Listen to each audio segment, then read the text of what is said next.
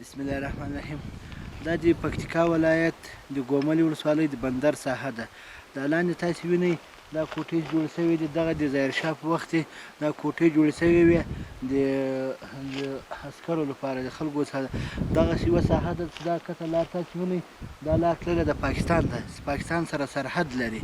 او دغه هغه وینئ دغه د ټاور ده، د دوی د حفاظت ټاور و، د سرحدیانو دلته پکې اوسېدل ظاهرشاه د وخت. او دلته یو باغ و، هغه دا تاسې ښه حاصلات یې کول.